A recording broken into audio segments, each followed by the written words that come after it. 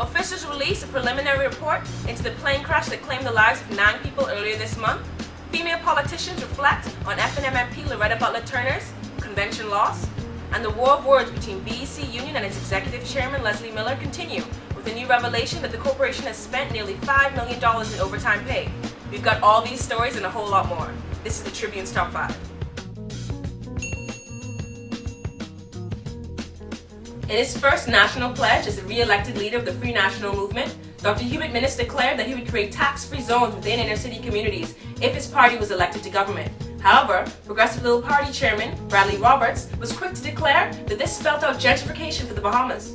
Addressing hundreds of FNM supporters and delegates, Dr. Minnis said now that the internal election is over, it is time for all FNMs to work together to build the kind of country that Bahamians want. Dr. Minnis outlined several initiatives aimed at transforming poverty-stricken communities and reducing crime. He also promised to restore faith in politicians by enforcing the Freedom of Information Act and passing a Fiscal Responsibility Act along with the Contractors Bill. However, PLP Chairman Bradley Roberts charged that the establishment of tax-free zones in the inner city for commercial development would ultimately result in the displacement of poor, who will be unable to keep up with the increased living costs associated with the migration of wealthy people into urban areas. In its preliminary report, the Department of Civil Aviation's Air Accident Investigation and Prevention Unit explained that on the day of the November 9th crash, Meteorological Department officials released a weather report indicating that there was a frontal boundary over the northwest Bahamas. The report underscored the circumstances surrounding the tragic crash that claimed the lives of 9 people, including religious icon Miles Monroe.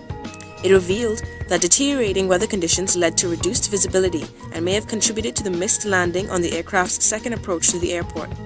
The weather report said that there was a possibility of heavy showers and moderate to severe turbulence in the aircraft's flying vicinity. Investigators also found that there was never a fire or explosion on board the Learjet flight, as was previously speculated. While former FNM Deputy Leader Loretta Butler Turner's failed leadership bid at her party's national convention spells out a loss of any female representation at the executive level of her party, female politicians from both sides of the political divide were quick to point out that this was a courageous first step for women in politics.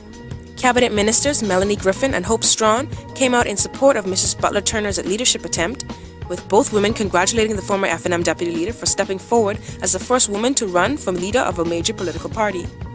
The PLP MPs for Yamacraw and Seabreeze respectively maintained that Mrs. Butler Turner's reported landslide defeat should not be considered a setback in the fight for increased gender equity in politics, but rather a milestone that has created an inroad for future female politicians to aspire to higher political office. Ms. Strawn said she felt that if Butler Turner were a man, it would have been easier to elect her as a leader, given her character and personality. However, FNM Senator Heather Hunt maintained that the focus of the party's national convention was on leadership and not gender, but she did admit that there were still some patriarchal and traditional mindsets that needed to be broken. Court of Appeal justices on Wednesday suggested that hanging is over as they quashed the death sentence of Anthony Clark Sr., who was convicted last year of killing his friend Elias Tillis as part of a contract killing in 2011. Constitutional Commission Chairman Sean McQueenie said the justices' comments reflected the opposition of London-based Privy Council to the death penalty and the unlikelihood that the death penalty will be carried out unless substantial changes are made to the legal and judicial system of the country. The mandatory death sentence was changed in 2006 after the Privy Council ruled it was unconstitutional. In 2011, after a ruling from the Privy Council, the Ingram administration amended the death penalty law to specify the worst of the worst murders which would warrant execution. A person who kills a police officer or defense force officer, member of the Departments of Customs or Immigration, Judiciary or Prison Services, would be eligible for a death sentence. A person would also be eligible for death once convicted of murdering someone during a rape, robbery, kidnapping, or act of terrorism. In Wednesday's case, however, Justices Anita Allen, Stanley John, and Abdoulaye Conte suggested that there was never going to be a worst of the worst case.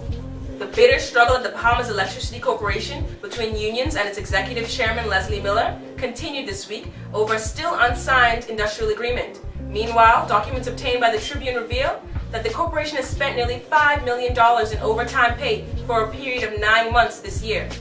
Bahamas Electrical Workers Union President Paul Maynard announced that the union's 2-day work to rule action would come to an end after it was decided that the union would be the bigger person in its feud with BEC Executive Chairman Leslie Miller.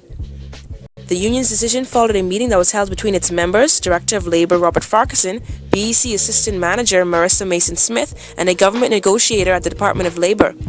The union was operating on a work-to-rule with no overtime because of Mr. Miller's refusal to sign a new industrial agreement that had already been negotiated. According to documents obtained by the Tribune, the cash-strapped Bahamas Electricity Corporation paid out nearly $5 million in overtime for the first 9 months of this year. The figure, which accounts for a period ending in September, represents 715 employees throughout the corporation, with the highest total amount of overtime paid to a mechanical maintenance worker at $60,991.86. 5 workers received more than $50,000 in overtime for that period, with another mechanical maintenance worker receiving more than $14,000 in overtime pay for the month of April. The Tribune chose to withhold the location of individual workers. However, the figures reflect BEC's staff in New Providence and the Family Islands. Staff that received the highest overtime pay were based in New Providence at one facility, with the exception of 3 workers.